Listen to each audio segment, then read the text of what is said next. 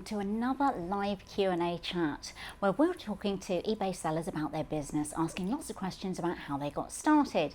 My name's Hannah, I'm from eBay, and today I'm joined by Will from Botanico. Now before we get into the interview, just a few things to note. We're going live on YouTube and on Facebook, so you're going to be able to ask questions of Will. We do have some moderators in the background just keeping an eye on the questions and making sure that they're all suitable for Will, and I'll be getting those coming through to me. So if you've got any questions as we're going, please do submit them in the chat. So let's get started. Will.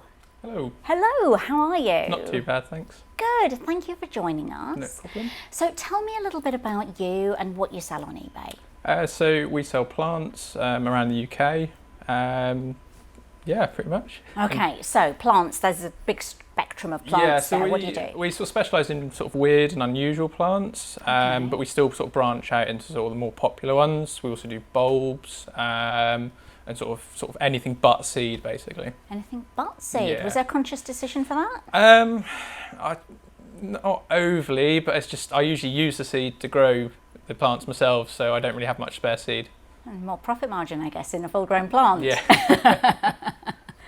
Okay, so are these mainly plants that you would have indoors or outdoors?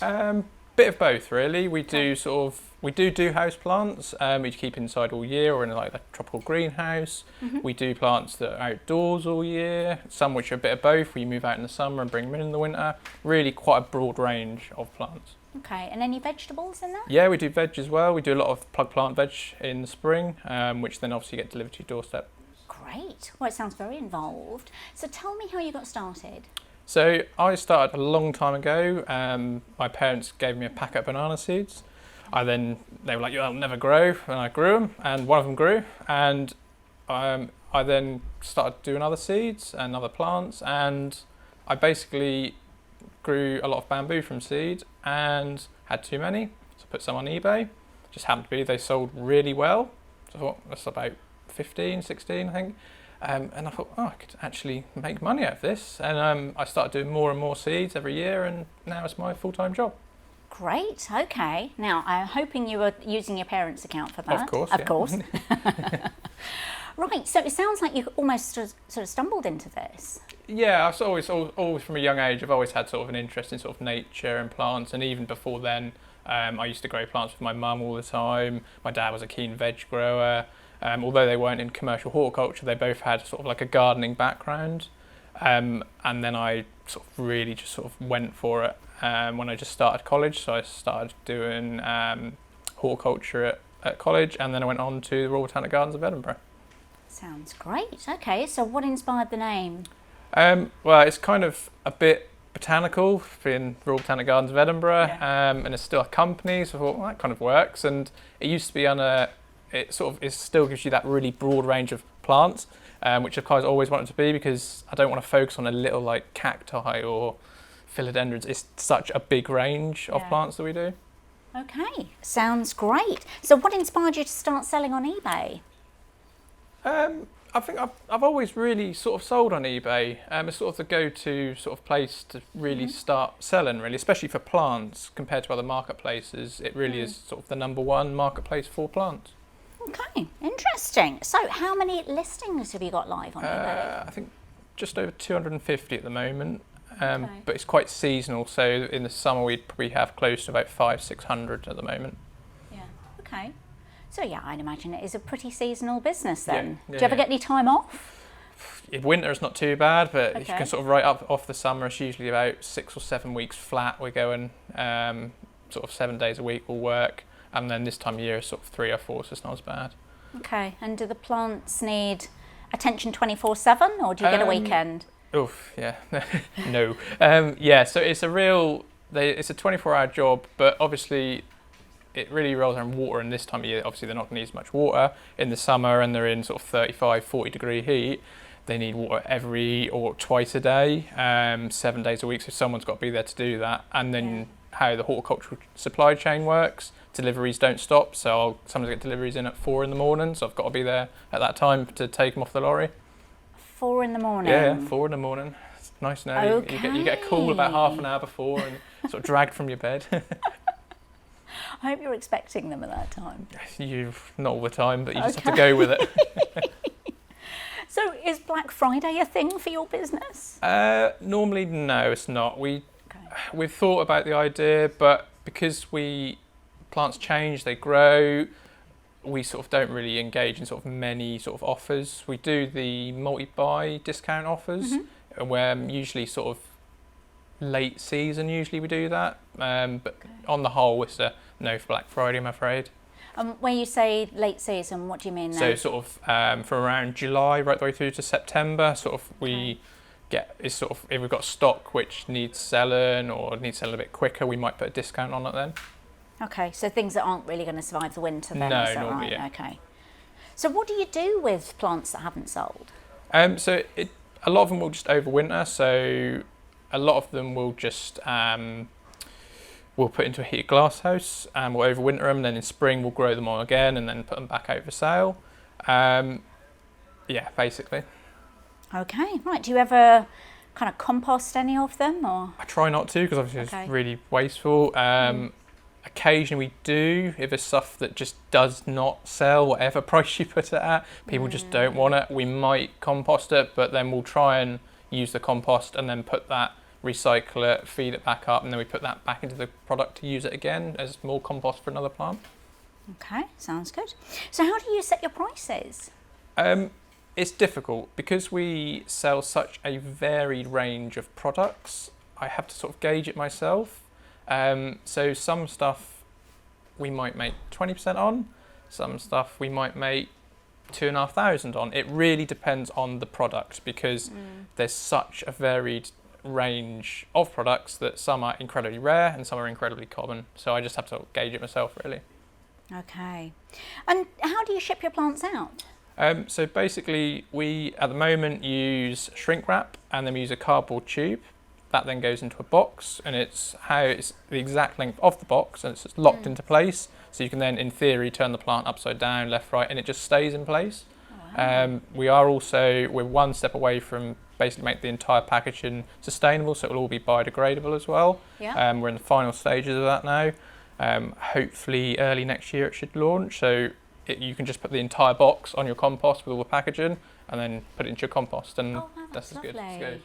That's really good. And I imagine that's becoming more important to your customers as well. Yeah, it's a real strong point. So we're also on the sideline working in partnership with the Royal Botanic Gardens of Edinburgh again to create a plant charity. So some species will be reintroduced into cultivation and then some of the proceeds from the sales will then go back into conserving the plants in the wild. Okay, great. So what type of plants are really popular with your customers right now? So collocaceae are quite popular at the moment. So some people know them as taros or elephant ears. There's a massive range of them. They come in black right through to sort of white lines, spotty ones. I think there's even pink ones as well. Big sort of tropically sort of leaves. In the spring, tomatoes are incredibly popular.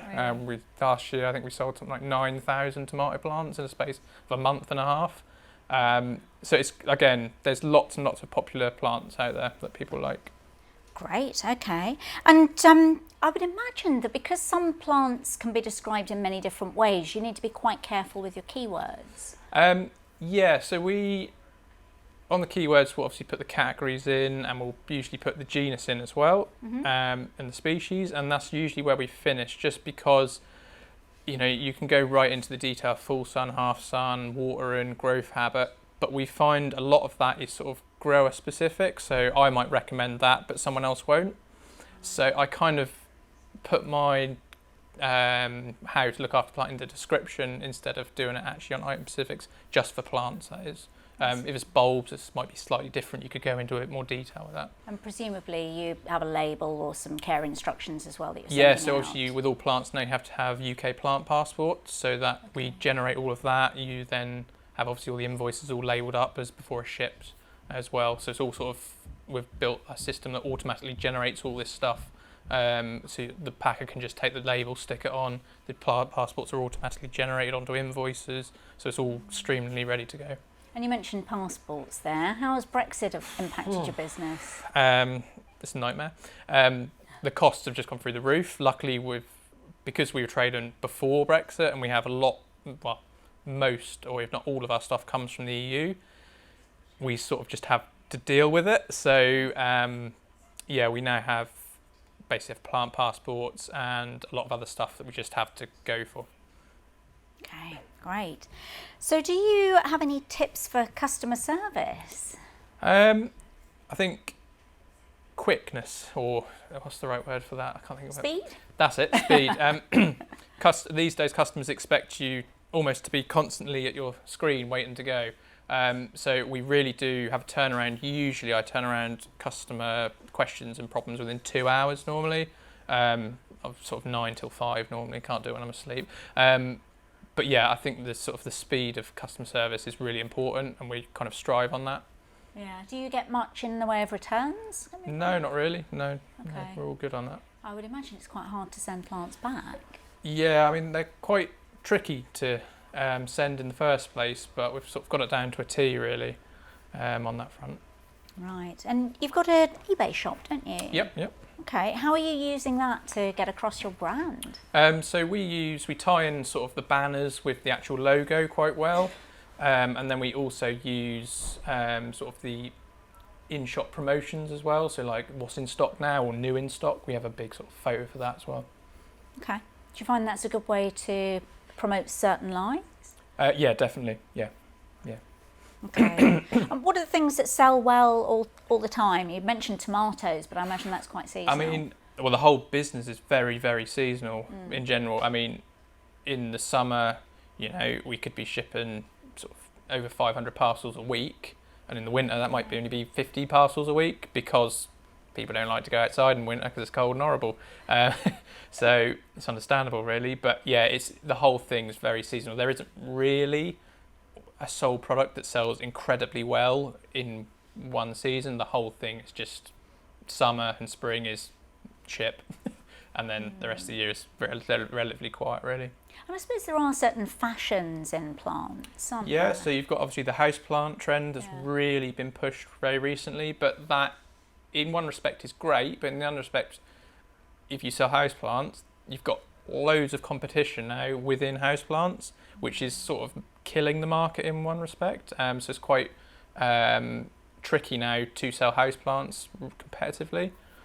So there's good things and bad things about it. Yeah, I think that's been quite a common theme across all the interviews that we've done recently, that people find the most success on eBay when they are selling something quite unique. Yeah. So obviously our weirds are a really unusual range that we sell. So that sort of partners with the Botanics, partners with the National Collection of Impatiens that we hold. It works really well to have these unique species that no one else has, or very limited people have, that are available to buy because no one else has it. Yeah. So you attended the eBay Open event in Manchester, didn't you? Yeah. Collecting your award. Yeah, Tell me a bit about that. Yeah, it was a great day. It was great to sort of meet other sellers and other people. I met a chap there who sells cactus gravel and stuff like that. I had a good chat with him. Yeah, it's good just to network.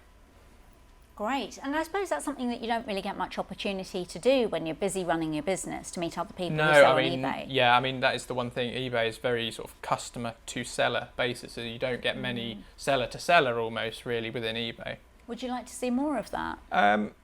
Yeah, in some respects, I think it'd be good to sort of network with other people, especially in like where you've got trade where it is quite difficult to get plants in, for example, with like paperwork for people who are starting out into it. I mean, I started before Brexit, so I had an idea of how it all worked before. But if you're only now going into it, it is a nightmare to understand. So in a way, yeah, I think that it's probably wise to have articles for people to get goods in theory. Great, okay. And is being entrepreneurial something that runs in your family? Because you mentioned your parents earlier. Yeah, so they're both sort of green-fingered, should I say, but they sort of have other jobs. I just sort of started it when I was at college and sort of taken off, so I'm sort of one of a kind really in that respect. So you're quite unique in the family. Yeah. So what's the ambition for the future? So to grow more plants really, we're dealing with new companies in the EU, which will bring more unusual and weird stuff, because we're really good at sort of sourcing these bizarre companies sort of in different languages we talk to them to get the products into the UK as well, to then obviously sell. So sort of more unusual and weird stuff, and obviously the stuff with the charity as well. Great. And is there anything that's really strange that's sold? All my plants are all weird. They're all weird. Okay. So I think we talked a bit about Brexit and we talked about tomatoes going crazy. Yeah. Like, how was the COVID pandemic and the lockdowns for you? So in one respect, horrendous, because it was just a nightmare, because I had to basically, obviously with social distance and everything, my staff couldn't stay in because it was too close to packaging, so it was just me. And obviously people sitting at home buying online. So I remember there's one day my partner came in with me and we were packing together, and we got, I think it was 190 odd parcels done in a day. So we cleared the dispatch run, and when we looked that evening, we had over 200 sitting in dispatch. So we'd actually got only 400 orders in a day, and we just couldn't keep up with it. So I actually had to put it on pause, just to sort of keep up with it, really. Wow. I mean, that's a nice problem to have, isn't it? Yeah, in some respects it's great. It's sort of a two-edged sword, really, because it's great, but it's a nightmare at the same time. Because obviously trade sort of start to slow, like deliveries and stuff. Luckily, again, I could get plants in, I could still get cardboard in, so just keep ticking along, luckily. Yeah. And do you think that was the same for everybody in your business, or were you doing something special? I think from a trade, so from horticultural trade, it was probably the same. There was reports of everyone going crazy, but for if you're online, I think if you were online, you won, and if you weren't online, you didn't win, basically. I think that's how it went. Yeah. So if you were in the same position you were years ago when you started out, what do you think you've learned that you would pass on to your younger self? Maybe just sort of stop and just look at what you're doing for a minute, because you're so in business, you just keep going and going and going. You never actually stop. Like, I mean, I'll do 18-hour days and think nothing of it, and you don't look back at what you've done, as in like, oh, that's a nice plant. You just like, oh, let's sell it, let's get rid of it, let's sell it, and you don't actually look at what you're doing. Do you not make enough time for that then? No, there's not enough time. When is there enough time in the day? Come on. And how did you feel about winning the award? Yeah, it's a great achievement, really. I was quite surprised, actually. I thought. You found the time to enter? Oh yeah, that was good. yeah, just enough. Yeah. I suppose you've got to prioritise things that are going to give some recognition to the business and to market yourself. Yeah. Right, so I'm just going to have a look and see what questions we've got here. What's your one big goal for 2022? More plants, I think that's the only. Just, more plants, yeah. Okay, so the same thing that we said already. Is there anything that you would do differently if you had your time again? I don't know, maybe a different site, possibly. I don't know. I'm not entirely sure. Some of the logistics are a bit tricky. Some is with Arctic lorries, but otherwise, no, I don't think so. How big a space do you have? About, it's probably about what, a quarter of a hectare. About, I'm not entirely sure. It's off the top of my head. Don't. And in the sort of grand scheme of things of the type of business that you do, is that a pretty standard space? It's quite small for what you really. I absolutely pack plants in, which is really bad for plants in general. But it's it's the more space, obviously, the more plants you can grow, basically. Okay. Well, let's hope that things pick up even more, and then you can get some more space. Do you do anything with your products or packaging to give it a personal touch? I find the packaging that we use, our packaging method, is quite unique. I don't know any other company that does it. So it's sort of like almost like a tube lock system, so you can literally turn the plant upside down and it will hold exactly where it is within the tube. Okay. So that's pretty unique then. Yeah. Okay. Are you looking to expand your business? At the moment, we are just starting to look into trading back with the EU again. So before Brexit, we would trade in virtually every country in the EU we were actually distributing to.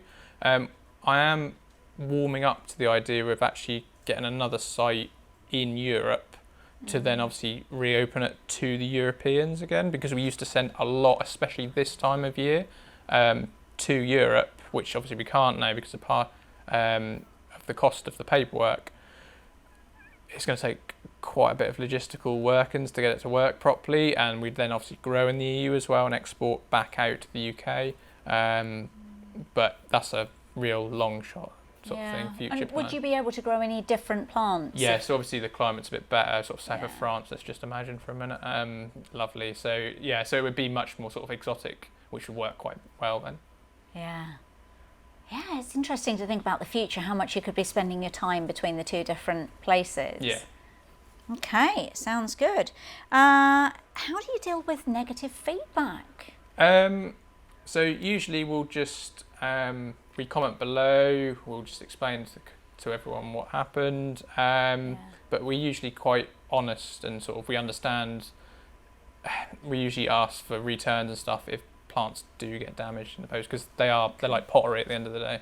Okay, yeah, these questions might seem to be coming a little bit randomly, but I'm getting them through. Thought we'd answer them as they come. Do you have a favourite plant? No, I have too many.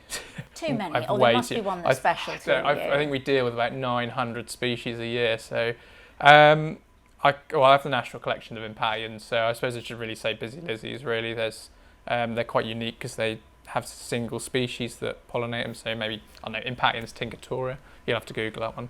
Okay. I think I might be having a bit of a Google session after this, looking some of this up. I have to admit, I didn't do an awful lot of gardening myself during lockdown. I was working throughout. That's the thing with eBay, fair enough, it's all because it's all online. You can just keep on going. So a lot of us were working from home throughout all of that, which is great, but it also brings its own challenges as well. Do you have your own office on site, or is that like at home? Yeah, I have an office on site, and then I have another one at home as well. So, but mainly I work from work, as it were.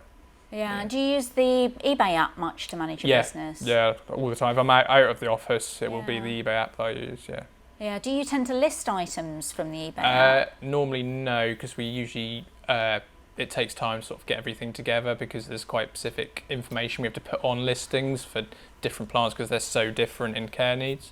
Okay. And what do you do to photograph them? Do you use your phone to do it when you're out and about? I suppose it must be quite hard. You can't exactly bring them in and put them in a studio. Yeah, so I used to use like a big camera.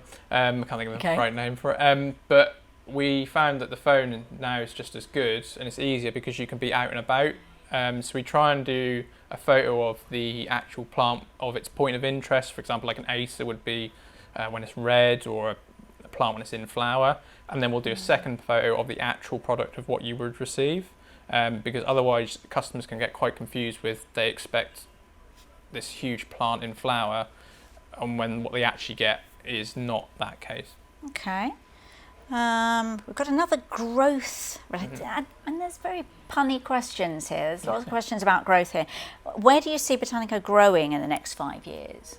So I'm hoping we're going to go down the conservation route a bit more. So obviously with hopefully the partnership with the Royal Botanic Gardens of Edinburgh, we should hopefully soon have a new range of plants which are completely unique coming on the market. Hopefully within time this should grow and then there'll be a bigger range as it goes. So bringing sort of rare and unusual plants back onto the production within the UK. Okay. I've got a slightly controversial question that's come in from Mike. What do you think about potted Christmas trees? Are they sustainable and would you sell them? They're better than having a field grown Christmas tree because you're going to wait 8 years, cut it, and then it's got 2 months at the best, and then it's dead. At least with a potted Christmas tree, you could buy one which is small, grow it, bring it in, grow it a bit more, and pot it. It's much more sustainable than having a cut Christmas tree because they take so long to grow. I think it's about 8 or 9 years field grown compared to in a pot. I suppose you've got to get stronger each year to bring it in. Yeah, and there's got to be a point where they don't stay small. How would you maintain a Christmas tree that you brought indoors, just for the benefit of people that might be getting Christmas trees? I mean, now?